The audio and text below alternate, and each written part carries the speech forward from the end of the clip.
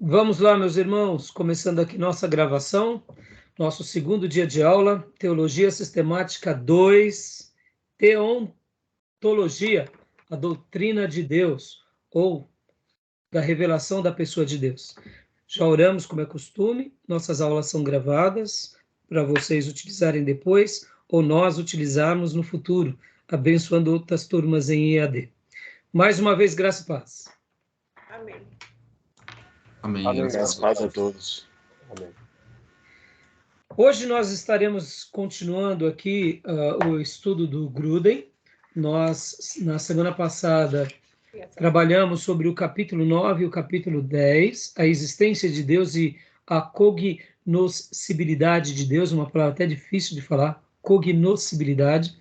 Hoje nós estaremos trabalhando não no slide, mas nós vamos trabalhar no livro-texto e depois a gente, concluindo essa parte, vamos voltar para o slide, capítulo 11, 12, e assim vamos fazendo esse intercâmbio entre slide, livro-texto e outros materiais, tá bom?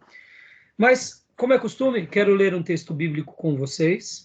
Na semana passada eu pedi um trabalho para vocês, que era para que vocês me definissem quem é Deus. Quem é Deus? Me defina Deus. E pedi para que vocês, em uma folha, escrevessem e me enviassem na aula de hoje. Quem fez vai ganhar um ponto extra. Quem não fez, não era aquele trabalho obrigatório, mas, querendo ou não, só o seu sacrifício eu vou estar considerando. Então, agora eu quero ler 2 versículos que representam bastante uma dessas facetas pela qual Deus se revela a nós. O primeiro texto que eu quero ler com vocês é João 10, 14, e o segundo texto é o Salmo 23, 1. Nessas duas porções, João 10, 14 e Salmo 23, 1. Deus se revela para nós como pastor. Eu aprendi, e eu sempre ensino, que Jesus, ele amava ser chamado de pastor. Jesus, ele tem um tríplice ofício. Ele é rei, ele é profeta e ele é sumo sacerdote da ordem de Melquisedeque. Esses 3 ofícios de Jesus são ofícios de grandeza, de nobreza e até mesmo de realeza. Mas ele não reivindicava ser chamado de rei, mesmo sendo rei. Sendo profeta, ele não é que ele desvalorizava, mas ele não fazia questão que o chamassem de profeta, e nem de sumo sacerdote, mas ele amava ser chamado de pastor. Podem ver que aqui em João 10, 14, diz isso. Quem achou e quiser ler, pode ler para nós. João 10, 14. Eu sou o bom pastor, conheço as minhas ovelhas, e elas me conhecem. Aleluia. Leia para nós também, pastor Jones, Salmo 23, 1. O Senhor é meu pastor, de nada terei falta. Glória a Deus. Jesus, fazendo uma autoafirmação sobre ele, ele diz que ele é pastor. E que não é um pastor qualquer. Ele é o bom pastor. E Davi, falando sobre Deus, Davi se coloca como ovelha e ele prestigia o seu Deus como pastor. Agora, olha que interessante. Possivelmente, Davi deve ter escrito esse salmo ainda quando ele era um pastor de ovelhas. Mas imaginando que ele possa ter escrito esse salmo na sua velhice, que é uma hipótese real também, a gente não sabe quando foi que ele escreveu esse salmo. O Salmo 3 imaginamos quando ele escreveu, foi quando ele fugiu de Absalão. Possivelmente pelos tempos verbais, enquanto ele fugia. Possivelmente. O Salmo 23 nós não sabemos. Nós não temos uma pista. Mas sabemos que ele escreveu.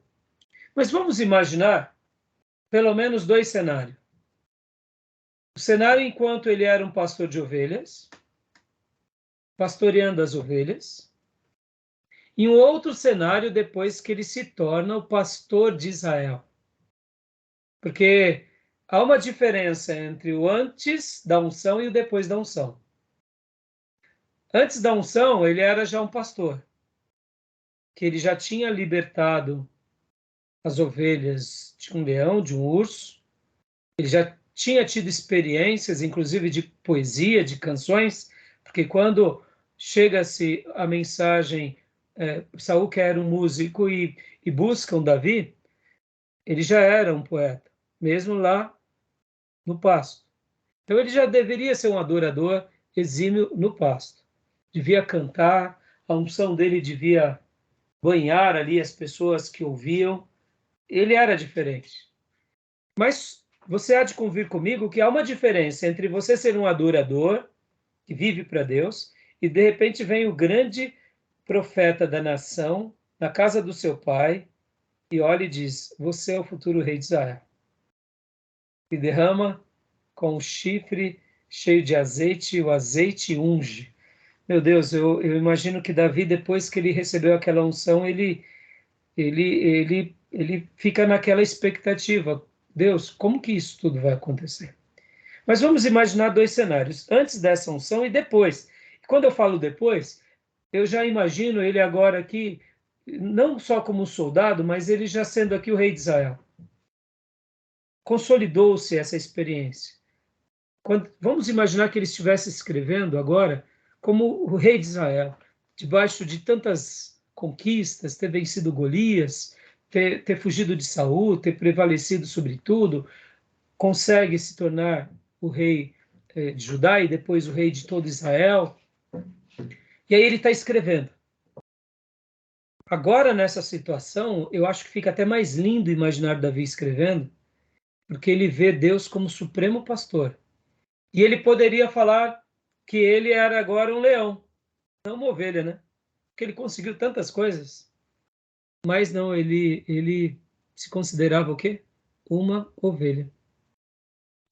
E imaginando que ele tenha escrito essa poesia sendo o rei, e aqui vamos melhorar até um pouco, na sua velha idade, ou seja, ali perto de morrer, vamos supor que essa poesia nasce na pena dele lá no finalzinho da sua vida, e ainda ele se considerando uma ovelha desse pastor supremo, fica muito mais lindo imaginar esse rei que viveu tantos milagres, que viu tantas promessas, que Deus tinha dito para ele que a linhagem dele seria uma linhagem abençoada, que Deus daria o templo, que faria coisas extraordinárias pela linhagem dele. E ele, mesmo assim, como velho, indo para o túmulo, louvando a Deus como supremo pastor e ele como uma ovelha. Fica muito mais lindo imaginar essa cena, né?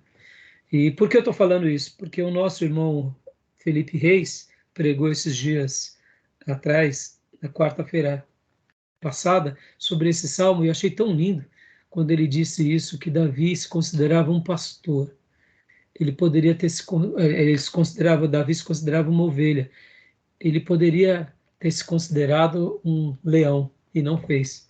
Então, quis aqui destacar a palavra de Jesus como pastor, porque ele se autodeclara como bom pastor, e quis agora pegar as palavras de um servo de Deus, independente do momento. Se foi no começo do seu ministério, se foi ali durante ainda o reinado de Saul, ou mesmo depois que ele foi colocado como rei, ele via Deus como pastor e ele como ovelha do seu pastorado. Tá bom, meus irmãos? Joia? Deixo essa breve reflexão para vocês. E agora vamos falar então sobre a pergunta da semana passada, né? Antes de entrarmos para o capítulo 9 e o capítulo 10. Quem é Deus? Lembram que eu disse que eu ia trazer uma definição para vocês? que era uma das mais lindas. Bom, deixa eu perguntar aqui para vocês. O que vocês fizeram? Vocês escreveram? Vocês leram algumas definições? Chegaram em algum consenso? Viram algumas coisas? Vocês querem compartilhar agora aqui conosco? Eu escrevi antes mesmo de fazer pesquisas, até para não, enfim, não ser influenciado, né? Eu fiz algo do meu coração, mas também fiz algumas pesquisas. A definição de Westminster, né? Eu achei bem, não sei se é o que você vai mostrar para a gente, mas eu gostei bastante. Pode ler, então. Pode ler a definição de Westminster, né? Desculpa, eu não estou com ela aqui, mas... não, depois você me... falar, eu já pego aqui agora também, mas... Tá bom. Então, enquanto você pega, Gil, Bom, eu não... Júnior e Moncleusa podem falar também. Eu não cheguei a escrever nada, também não fiz nenhuma pesquisa, mas eu tenho assim no meu coração que Deus, acima de tudo, ele é Pai, né? Cristo, quando ele veio, eu acredito que se existia alguma tarefa, alguma lista de tarefas, acredito que uma das principais era mostrar que Deus era Pai, né? Por isso ele ensinou o Pai Nosso e de diversas outras maneiras ensinou que o nosso Deus era um Pai de amor. E também tenho muito claro na minha mente que ele é Salvador, é Pai e Salvador, né? Amém. Mateus 19 vai dizer que ele veio buscar e salvar o que estava perdido. Então isso eu tenho dentro do meu coração. Ele é Pai e Salvador. Muito lindo as suas definições, convicções de fé no coração. E no coração o pastor fica feliz por você, mas você não vai ganhar nota, não. Amém. Não. Pelo coração, de coração para coração. Para ser justo, né, tio? Ser justo, né? Mas é isso aí, tio. A proposta era fazer o exercício, porque assim, a convicção. Percebam, irmãos, nós estamos aqui num seminário, você já tem uma caminhada. E nunca traçamos, assim, definições, né? Nunca traçamos definições, por exemplo, como Deus. A gente segue a Deus. E a gente nunca parou para pensar qual é a definição dele. É claro que isso é um exercício mais acadêmico, mas é interessante. Mas, Gil, eu não tinha dúvida que você, como os demais irmãos, teriam clareza da pessoa de Deus. Até porque um convertido, sempre alguma faceta de Deus vai se destacar. E é lindo. Essas suas duas definições é maravilhosa. Joia. Então, Júnior, diga, e depois irmã Cleusa. Eu não fiz também por escrito, mas eu insisto em afirmar o conceito de Deus é tão abrangente, que engloba a questão que os irmãos falaram, né? A questão do Deus amor, do Deus pessoal, né? Que ele é uma pessoa, desse amor, né? Dessa que veio em busca do homem, né? Perdido. O Deus, eu insisto no Deus como a causa, né? Para se contrapor aos céticos, né? Aqueles que cultua, que pesquisa pela física, pela astrofísica, que tenta ignorar a existência de Deus. Então, Deus eu vejo como a causa, a primeira causa, que deriva todas as coisas. Joia. Isso aí, uma resposta muito boa, Júnior. Né? Ele define todas as coisas. Mas faço das palavras que eu disse por bom também. Parabéns pelas palavras, pela convicção, mas sem pontinho extra. Né? Irmã Cleusa, diga, minha irmã.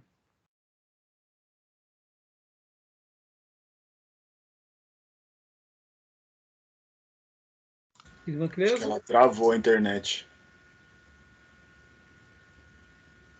Então, joia. Então, eu acho que deve ter caído alguma coisa. Ou travou a internet dela. A internet dela está falhando, viu, meus irmãos? Então, Maísa, graça e paz, minha irmã. Amém. Paz, irmãos. Paz, pastor. Graças. Paz, irmã. Graça e paz. Você fez aquele trabalho, Maísa, sobre defina Deus? Pastor, não fiz, porque eu nem sabia que era para hoje. Então era para hoje. Como eu disse, não é um trabalho obrigatório como os demais, mas é um trabalho que ganhará ponto extra quem fizer, tá? Então tá joia. Irmã Cleusa saiu, né? Bom, assim que ela entrar, ela fala. Então, irmãos, vamos lá. Hoje eu quero trazer aqui a definição, uma das que eu acho uma das mais lindas, né? Para vocês. Resposta da pergunta. Pastor, já esqueci também, tá? Quando o senhor... Show, pode ler então, irmão. Eu vou falar de Westminster no catecismo, depois fala a minha. Tá. Bom, Deus é espírito, infinito, eterno e imutável em seu ser, sabedoria, poder, santidade, justiça, bondade e verdade. Maravilha. Olha, repete de novo com pausas. Joia, foi muito rápido, né? Não, mas é porque é muito rica. Justamente. Para que a gente pense, Deus. Então, quem é Deus? Deus é espírito, ele é infinito, eterno e imutável em seu ser, sabedoria, poder, santidade, justiça, bondade e verdade. Magnífico, magnífico, magnífico. E a sua? Esse é de Westminster, né? A minha é meio mais sucinta, né? Óbvio. Mas... a gente tem que... É aquilo, né, pastor? A gente tem que lembrar que essas definições nasceram do conglomerado de pessoas ali refletindo. Exato. Teólogos, os principais pastores, e ali apontamentos, e indo na Bíblia. Não foi de uma aula para outra. Né? Então, sim. Pode falar. Deus é espírito, é o Senhor de todas as coisas, visíveis e invisíveis, o arquiteto de todo o universo, a fonte de toda a vida, o princípio e o fim. Joia, muito bom. Glória a Deus, gostei também, parabéns, pastor. Mas já que você fez, manda para mim e não esqueça de pôr no relatório, hein? Pontinho extra, tá? Para eu não esquecer, tá bom? Irmãos, muitas vezes ponto 15, ponto 20, ponto 30 ajuda muito. Melhora aí a média. Não precisa nem fazer prova. Também não é para tanto, pastor. Não sei se é exagero. Então, agora, vamos lá, irmãos. Quem está com o livro do Langston na mão, abra na página 23. WO na prova, né? WO não é para tanto também, né? Página 23 do Langston. Diz assim, deixa eu abrir até para vocês aqui, eu vou compartilhar que merece. Essa definição é maravilhosa. Como eu disse, irmãos, existem muitas definições, tá? Mas para mim é uma das mais lindas. Uma das mais lindas.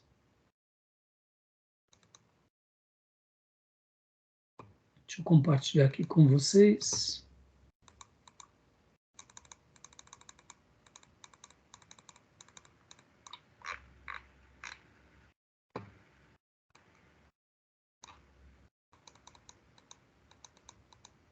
Aqui.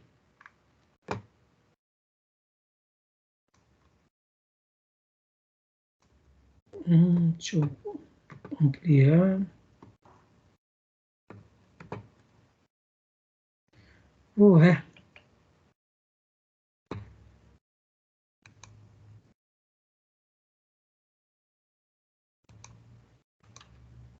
Estou conseguindo ampliar. Só um segundinho. Aqui, achei. Mudou a configuração. Isso. Olha que definição é essa, irmãos. Pelo amor de Deus. Minha internet caiu. Oi, filha. Então, irmã, eu tinha perguntado para a irmã qual era a definição de Deus, se a irmã tinha feito. Eu não fiz. Não, né? Pastor. Então tá bom. Não tem problema. Não fiz. Tá bom. Então tá jóia. Então agora eu vou compartilhar para vocês aqui a definição de Deus de Langston, tá? Então, como eu disse, olha aqui, ó. Olha só a definição de A.B. Langston, do Esboço de Teologia Sistemática, na página 23. Olha só. Ele vai falando, olha que interessante, irmãos, página 23 do livro, ele começa a obra dele, que é um esboço, né? Apenas um esboço, tá, irmãos? Começa aqui, estudos preliminares. Então, dentro dos estudos preliminares, vem assuntos de religião, a definição, a verdadeira religião, a relação entre teologia e religião, revelação. Então, você percebe que ele vai trabalhando dentro desse conjunto de coisas, e aí ele fala de revelação, o objetivo da teologia sistemática, a possibilidade de termos uma teologia. Quando aí, o que acontece? Só para vocês terem uma noção. Só pegar aqui o apontamento, né? Só um segundo. E aí ele vem trabalhando sobre, na página de número 19, uma definição de Deus. E aí ele diz o seguinte, ó. Eu vou até voltar aqui para a página 19. Olha só que legal. Aqui. Uma definição de Deus. Todos estão vendo? Sim. Aqui, ó. O tema é por demais vasto e sublime para uma definição completa e satisfatória. Tudo bem até aí? Bem claro, né? Ou seja, tratarmos de Deus é muito vasto, é muito complexo. Como que nós vamos tratar de um assunto que é eterno e de uma pessoa que é eterna, infinita, incomparável? Temos, porém, na revelação cristã, olha aí, ó, aos termos, aos conceitos, na revelação cristã, material necessário para uma definição cristã de Deus. Perceba que ele não está trazendo aqui a definição de Deus para todos. Por quê? Porque nem todos estão dentro da revelação cristã, ou pelo menos nem todos acreditam na revelação bíblica como a única fonte de verdade especial para tratarmos desse tema.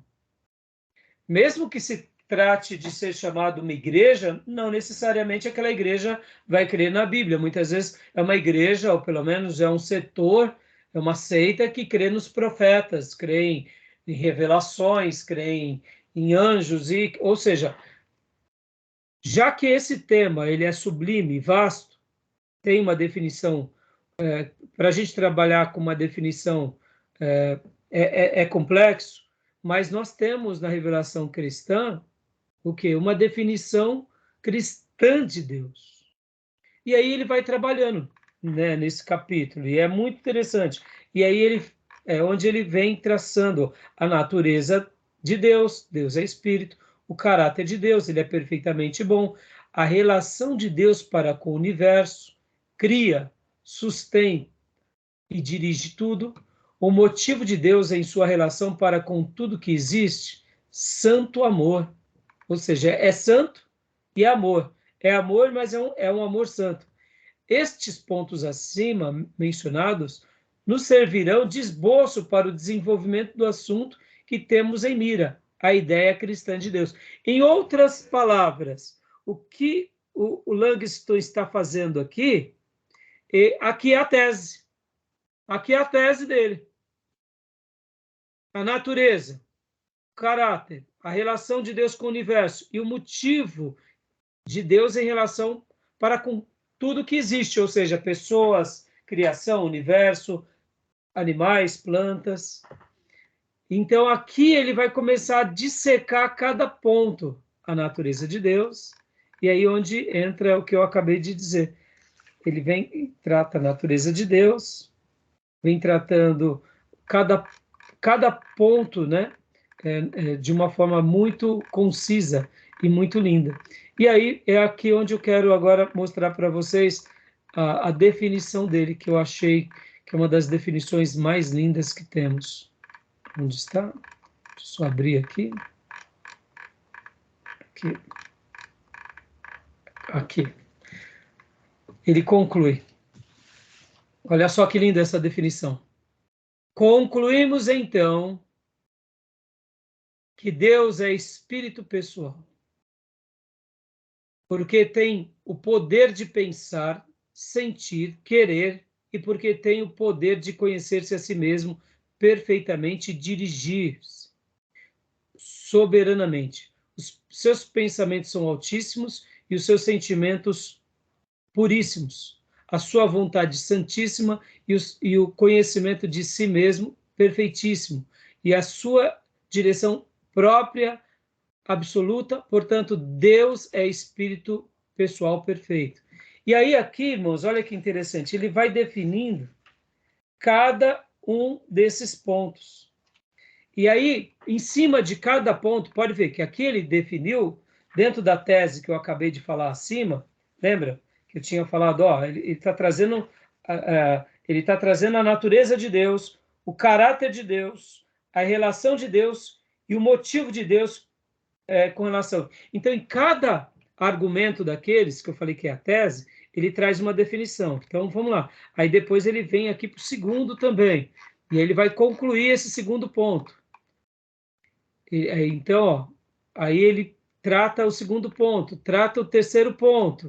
E aí ele vai concluir, quer ver? Aqui. Eu não vou ler tudo, depois eu vou deixar para vocês fazerem a leitura, tá bom? Ó, podem ver que ele vai pondo cada ponto e ele vai desenvolvendo cada ponto. Então, ele vai concluir aqui, na página 27. Bom, se vocês pegarem em cada um desses pontos, você vai ter as definições dele, como eu disse lá em cima. Ó, o motivo de Deus é santo amor. E aí ele vai traçando uma definição dentro desse argumento, né? E aí ele conclui. Esta é a ideia cristã de Deus. E aí essa é a definição, é o suprassumo da definição de Deus.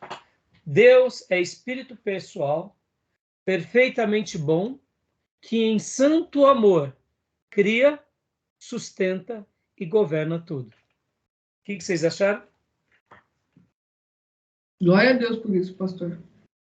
Fantástico, não? Excelente. Gostaram, irmãos? Irmãos, pensem, olha, vamos pensar de forma concisa. É uma definição precisa? Muito precisa. Ela sintetiza parte daquilo que é? Sim. O que eu quero dizer é assim, poderíamos aqui, naquela outra frase que eu li para vocês, aquela frase só tinha a ver, olha lá, com o primeiro ponto, a natureza de Deus. Então, com relação à natureza de Deus, ele disse ele disse tudo aquilo. Aí depois vem palavras definindo o quê? O caráter de Deus. E aí, então, quando ele chega e expressa o caráter de Deus, ele traz também uma definição sobre isso. A relação de Deus para com o universo. Deus cria, sustenta e governa tudo. Ele também vai trazer um argumento muito forte e uma síntese sobre isso. O motivo de Deus em relação à criação. O motivo de Deus é santo em amor. E aí ele também traz vamos dizer assim, algumas definições, algumas explicações sobre isso. E aí ele conclui a tese dele, trazendo a definição. Então, eu gostaria de perguntar mais uma vez, ficou claro? Vocês entenderam? Gostaram ou não? Eu, particularmente, eu gostei muito. Maravilhosa, pastor. Deus é espírito e importa que o adoremos em espírito e em verdade. Maravilhosa. E você vê, ó, Deus é espírito pessoal. É uma pessoa, né? Perfeitamente bom. Que em santo amor. pode ver que ele coloca a santidade e coloca o amor. Que em santo amor, olha que parece simplismo, mas não é, simplório, mas não é simplório. É uma definição simples, mas magnífica, que em santo amor cria, sustenta e governa tudo. Né? Ou seja, é magnífico. Aqui automaticamente ele mostra a soberania, ele mostra a supremacia, o poder dele, né? Eu achei assim muito interessante. Agora, como eu disse para vocês, irmãos, existem muitas outras definições, tá bom? Demais irmãos, Júnior, Maísa, irmã Cleusa, pastor Johnny, querem fazer algum comentário? Eu já fiz, maravilhoso, pastor. Achei sucinto e perfeito. Muito A lúcido, definição... na verdade. Eu estou avaliando aqui, eu falei, meu Deus. não, é admirável. Quando a gente É. pensa assim, se a gente pegasse, pastor Johnny, 50 definições, eu deduzo que seriam uma mais linda que a outra. Mas você trazer uma síntese é muito difícil.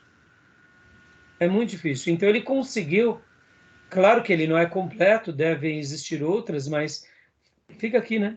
Sim. Essa dica. Júnior... muita coisa em poucas palavras, né, que ele fez.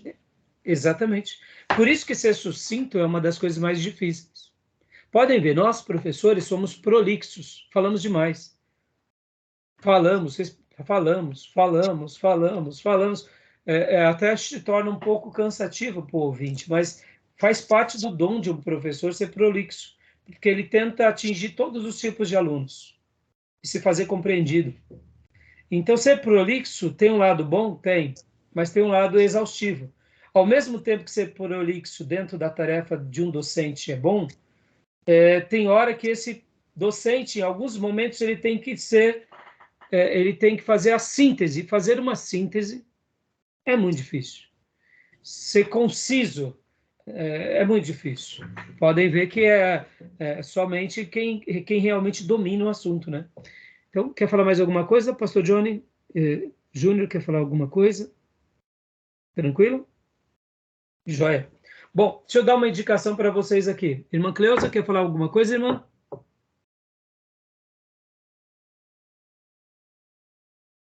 Pastor, eu achei muito lindo o que ele escreveu, mas não tenho nada para comentar.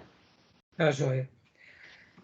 Irmãos, aqui fica uma indicação de um outro livro, O Conhecimento de Deus, de J.I. Packer, da editora Mundo Cristão.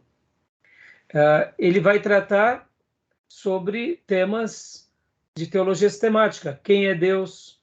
Você o conhece? Que sabe você sobre o seu poder? Conhece-o melhor lendo esse livro. Conheça-o melhor lendo esse livro. Então, J.I. Packer vai trabalhar assim, conheça o seu Senhor, contemple o seu Deus, se Deus é por nós. Então, são 3 capítulos, com vários subtítulos. Fica aqui uma indicação. Esse assunto é um assunto que nos apaixona, tá bom? Então, meus irmãos, vamos lá para o nosso livro-texto, vamos abrir agora na página de número 97, a existência de Deus, vamos fazer alguns apontamentos e depois a gente vai para... nós iremos para os slides assim que concluirmos o capítulo 9 e o capítulo 10, tá bom? Vamos fazer aqui alguns apontamentos. O seu novo livro, Júnior, a nova edição, eu não sei, mas seria o capítulo A Existência de Deus. Não sei qual é como eu estou com a edição antiga, eu não sei te dizer qual é a página, tá? A existência de Deus. Como sabemos que Deus existe? Leia para nós, pastor Johnny. Explicação e base bíblica. Pois não. Como sabemos que Deus existe? A resposta pode ser dada em 2 partes. Primeira, todas as pessoas têm uma intuição íntima de Deus. E segunda, cremos nas provas encontradas nas Escrituras e na natureza. Joia. Deixa eu gastar aqui um tempo com vocês, irmãos. Olha só, ele traz a questão da intuição, e depois ele traz a questão da revelação. O que vocês acharam sobre essa ideia que ele já apresenta aqui? Vamos fazer uma discussão sobre isso. Revelação natural e especial, né? Sim, mas ele trata a revelação numa base e ele trata a intuição na outra base. Pode ver, ó. Uma intuição íntima de Deus. Verdade. Tá? E aí depois ele trata a revelação por parte das escrituras e por parte da natureza. É um argumento muito interessante. A intuição faz parte mesmo. Todos os seres humanos sempre foram seres religiosos, como o Erickson mesmo afirma.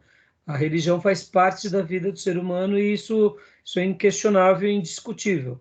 Aonde quer que haja um grupo social, uma nação, um ajuntamento de pessoas, ou mesmo poucas pessoas, ou muitas pessoas, eles têm uma inclinação religiosa. Isso é fato. Uma fagulha como? Uma fagulha de Deus em todo ser humano. Exatamente, as fagulhas, né? Agora, o que vocês pensam dessas duas divisões que ele coloca? Intuição íntima de Deus e revelação. Vamos pôr revelação especial e natural na mesma base. Eu concordo. Quando a gente olha a história de modo geral, né, a gente está falando aí desse pensamento, acho que está inerente, né, pertence ao homem. Você pega os mais antigos, já havia ali uma busca por adoração a algum ser. De fato, eles não conhecem, talvez não conhecessem, né, o Criador dos céus e da terra, mas havia sim essa busca, porque certamente tem alguém que fez isso acontecer. Joia. E aí, demais irmãos, irmãs?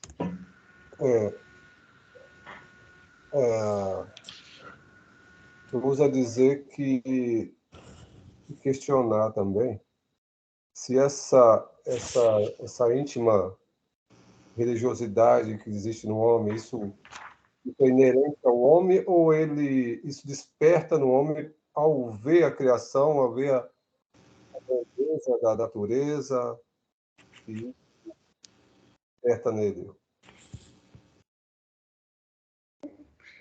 Então, é interessante seu comentário, né? Então, vamos lá. Alguém quer comentar mais alguma coisa que vocês acharam da terminologia? Irmãos, vamos lá, de novo. Ó. Como sabemos que Deus existe? A resposta pode ser dada de duas partes. Primeira, todas as pessoas têm uma intuição íntima de Deus. Segundo, cremos nas provas encontradas nas Escrituras e na natureza. Alguém quer fazer mais algum comentário? Alguma pergunta? Para a gente fazer a nossa interação, tá, irmãos? Bom, eu achei muito interessante a afirmação do Gruden. Alguém quer fazer? Pode falar. Irmã Cleusa? Não, pastor, eu não sei explicar muito bem, mas eu creio assim que essa definição que ele dá aqui, por exemplo, no passado o povo não conhecia nada, não tinha escritura, não tinha nada. E eles tinham dentro deles aquela intuição de que Deus existia e também eles tinham uma revelação da parte de Deus também.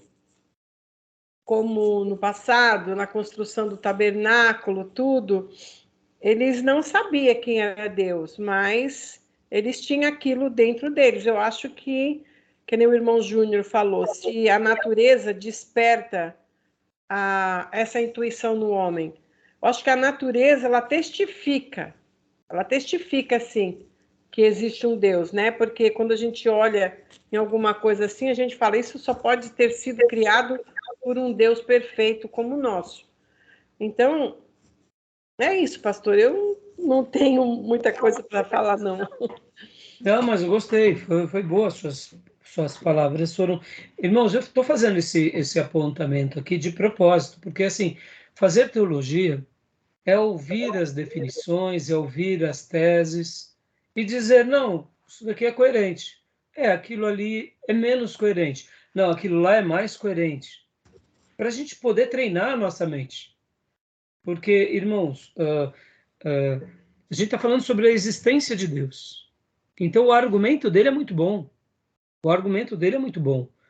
Porque eu só estou mesmo fazendo esses apontamentos porque quando ele fala sobre a revelação, ele fala sobre a revelação especial, que é as Escrituras, e ele fala sobre a natureza. Como o Júnior argumentou, existem pessoas que podem colocar a intuição dentro da natureza, dentro dessa revelação natural. Ou seja, não seria mais ou menos que a resposta é pela revelação natural e pela revelação especial, que é as Escrituras. Agora, quando ele trata do argumento também da intuição íntima, não deixa de ser uma verdade, porque todos os seres humanos, mesmo que eles não sejam tão esclarecidos, e aqui a gente pode colocar os povos indígenas, aqueles que são mais comparados a pessoas assim menos esclarecidas, porque não foram alfabetizadas, elas se comunicam do jeito delas, elas sabem criar ali as suas famílias dentro dos seus costumes, mas eles não têm, eles não tiveram cultura propriamente dita, né, de uma civilização. Eles têm uma intuição. Então, o argumento dele é muito interessante, essa ideia de dividir a intuição íntima, como o Júnior tinha também mencionado, a centelha divina, né? E as revelações bíblica e a revelação natural.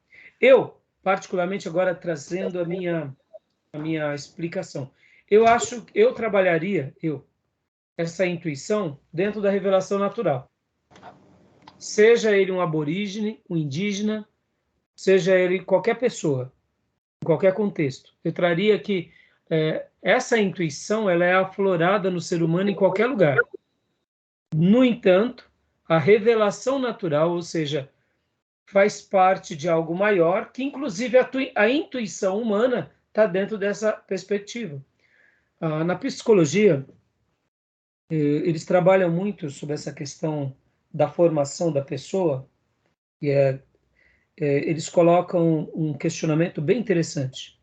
Podem ver que os animais eles já nascem com instinto. O instinto animal ele aflora naturalmente na espécie. No frio, os pássaros fogem do frio e vão para o calor. Podem ver que sempre tem uma migração, principalmente em países onde o inverno é muito forte, né? Então, você vê que dentro dos animais há um instinto. E na psicologia é uma discussão bem interessante, sendo que eles até chamam de tábula rasa. O ser humano é uma tábula rasa que você vai construindo sobre ela, ou já nasce com instinto. Então, não tem uma resposta sobre isso. Mas uma coisa é fato, essa questão do instinto humano é muito inerente ao gênero humano. Todo ser humano tem um instinto. Seja pobre, seja rico, em qualquer época, em qualquer cultura, a gente vê esse instinto. Instinto de sobrevivência, instinto de buscar por algo melhor, de tentar evoluir, crescer, dominar, conquistar. E pode ver que nisso nós nos assemelhamos. E a gente vê que esse instinto está colocado em qualquer grupo social. Então, por isso que eu, particularmente, acho que o instinto, na minha opinião, ele está dentro da revelação natural. Dentro da criação do gênero humano, quando Deus nos cria, Deus nos forma, ele já coloca também o instinto dentro de nós no aspecto da revelação natural. É claro que a revelação natural, você vai notá-la fora de você, e por essa razão, os seus instintos serão aguçados. Então, o Gruden, ele coloca como algo separado, não está errado também. É até interessante, porque ele coloca algo a partir do seu instinto, você nota a revelação especial e você nota a revelação natural. Tá certo também, né? Mas eu só estou fazendo esse comentário para enriquecer um pouco mais a aula com vocês, tá bom? Sim. Ficou claro meu ponto de vista? Essa questão da tábua rasa é interessante porque ela define o homem como uma folha em branco. A ideia de que ele tem a consciência, ele tem conhecimento, mas a experiência que é o que vem depois, que pela experiência, pelo pragmatismo, ele passa a viver e passa a conhecer, mas conhecer de fato, né, pela prática, pela experiência. E essa questão aí é Sim. interessante.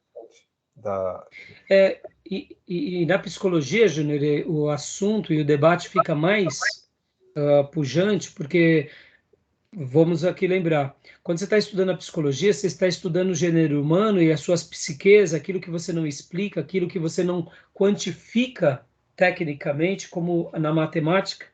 Então, por exemplo, você pega uma pessoa que passou por um trauma, né? Por que uma pessoa que passa por um abuso sexual, ela supera aquilo, e outra pessoa que passa por um abuso sexual, ela tem traumas e tem viroses pro resto da vida, e aí essa discussão vai ganhando proporções imensas, né, na psicologia.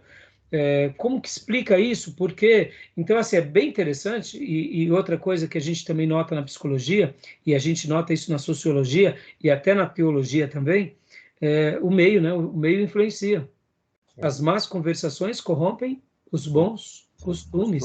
Ou seja, nós somos pessoas influenciáveis e, ora, influenciamos. Então, somos uma folha em branco que vai sendo preenchida. Essa folha em branca já tem ali, vamos dizer assim, já tem um roteiro, ou pelo menos algumas marcações, que nem uma folha pautada, onde a gente vai colocando as coisas. É interessante, né? Então, a discussão é bem intensa. Uma coisa é fato. A definição aqui do Gruden não está errada. A definição dele é bem legal e eu acho que vale a pena a gente considerar isso. Mas eu fiz questão de mostrar que a revelação natural, na minha maneira de pensar, tá, irmãos? Hoje eu penso assim, dentro da revelação natural, para mim, está a intuição humana. Está o gênero humano, está a nossa complexidade, que é muito maior do que tudo. Está toda a complexidade da nossa antropologia. No entanto, ele coloca aqui como 3 coisas, ou pelo menos como 2 coisas, né? A intuição e a revelação, sendo dividida, a revelação especial e natural, mas é bem interessante, tá bom? Beleza? Alguém quer fazer mais algum apontamento, alguma dúvida? Pastor, no Antigo Testamento, eu não vou lembrar onde está escrito, lá em Gênesis, fala que o homem passou a invocar o nome do Senhor a partir daquele momento. Eu acredito que isso aconteceu. É claro que o Senhor já havia se manifestado outras vezes, por diversas vezes, mas em algum momento foi esquecido o nome de Deus, abandonado por conta do pecado. E aí está escrito lá que passou-se a invocar o nome do Senhor novamente. E isso aconteceu por instinto, não é? Gênesis 4, 26. Com 7, né? Exato. Exatamente. Eu ia até ler agora, obrigado, viu, pastor? 7 passa a invocar e eles buscam. Mas o que eu entendo aqui, Gil, é o seguinte. Na minha compreensão, tá? A 7 nasceu-lhe também um filho, ao qual pôs o nome de Enos. Daí se começou a invocar o nome do Senhor.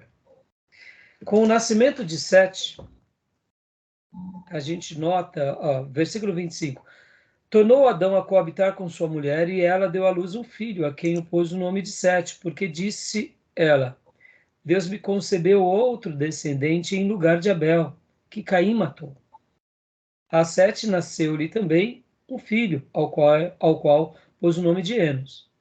Daí se começou a invocar o nome do Senhor. O que nós entendemos? Que logo depois daquele episódio trágico do assassinato de Abel por Caim, houve uma tristeza muito grande no coração de Adão e Eva, ao ponto em que literalmente foi aquele período de apostasia do casal do Éden e da geração logo que foi que já existia. Pode ver que Caim dá uma ideia, né, que o texto de Gênesis ele vai falar da linhagem principal. Abel, Caim, e depois vem outros filhos, deduzimos, e aí tem o episódio de Abel e Caim, e dá para ver que a impressão que dá é que logo depois desse incidente gerou-se uma incógnita. Nessa incógnita houve aquele abatimento, porque Deus deixou com que isso acontecesse, porque Deus apenas o marcou e não o julgou, e aí passa-se o tempo, passam-se os anos, e aí vem o filho de Adão e Eva, que é Sete, e com o nascimento de Sete, renova-se a esperança ao renovo, e dá a ideia que eles passam, então, a invocarem de novo a Deus. Essa é uma ideia que eu particularmente tenho. A leitura que eu faço aqui é a leitura de um casal que foi golpeado pela vida, pela maldade de um dos filhos, que trouxe aquela tristeza profunda sobre eles e aquelas incógnitas que nos atingem. Mas o renovo de Deus veio com Sete. Podem ver que é de Sete que a linhagem vai se desencadear em Noé e depois vem em Abraão, né? Pode ver que tem toda uma cronologia, né? Dá para ver que ali onde houve o resgate do culto a Deus. A partir de então Enos. Então, assim, Gil, a intuição pode ver, até mesmo nesse caso pode ser aplicada, né? E se o casal que saiu do paraíso, que foi golpeado pela vida, pôde ser restaurado, a gente vê que essa é uma fração do que acontece na vida de qualquer pessoa, em qualquer contexto, né? Então, assim, quando o Gruden ele fala sobre essa questão da existência de Deus e da intuição, é muito legal. É muito legal porque a gente, fazendo uma pesquisa breve, rápida na história, a gente vê que todos os povos, eles sempre foram religiosos, sempre buscaram o sobrenatural, eles têm esse lado. Então, quando ele trata da intuição, é bem interessante. É como, por exemplo, falarmos da consciência. Assim como o ser humano tem uma intuição de Deus, nós temos uma consciência que vem de Deus, é um presente. Então, eu poderia até dizer que essa intuição, ela mora na nossa consciência, né? Pode ver, todo ser vivo, ele tem uma consciência. Ser vivo que eu me refiro é o gênero humano, né, irmãos? Pode ver que os animais, eles têm o quê? Um instinto de sobrevivência. Eles não têm uma intuição. Eles veem um animal sendo devorado por outros, eles fogem porque falam, eu não quero morrer. Mas eles não têm compaixão, eles não têm aquela intuição. Eles vivem aquele momento, é a sobrevivência, né? É o instinto. Um instinto animal, é diferente da intuição humana. Pode ver, uma coisa é o instinto animal, outra coisa é a intuição humana, a consciência humana. E isso está dentro de todo o gênero humano. Mais para frente a gente vai falar sobre a questão do imago Dei, que é a imagem e a semelhança de Deus no homem, tá bom? Mas agora não é a hora. Tudo bem, então, até aí, meus irmãos? Ok. Alguém quer comentar mais alguma coisa? Sobre essa questão, né, de estar na mente do homem, Eclesiastes 3:11, fala uma coisa bem interessante, né? De lá, também pôs na mente do homem a ideia da eternidade. É a consciência. É a consciência. Exatamente. Que para Gruden acaba sendo essa consciência que desperta como intuição de Deus. Né? Podem ver que essa consciência, essa intuição, ou eu dou espaço a ela e procuro esse Deus eterno, ou vou buscar um outro tipo de Deus que me satisfaça, ou posso ir até a negação, né? Que aí seria o humanismo na sua essência, tá bom? Eu acho que vale a pena, irmãos, lermos aqui esses parágrafos aqui sobre a intuição a íntima intuição humana de Deus, tá bom? Só para a gente fechar. Mas eu vou ler após, na próxima chamada, tá bom? A gente começou um pouquinho depois, então vamos já fechar agora a chamada. A gente vai para o intervalo, volta a ler e progride no livro-texto, tá bom?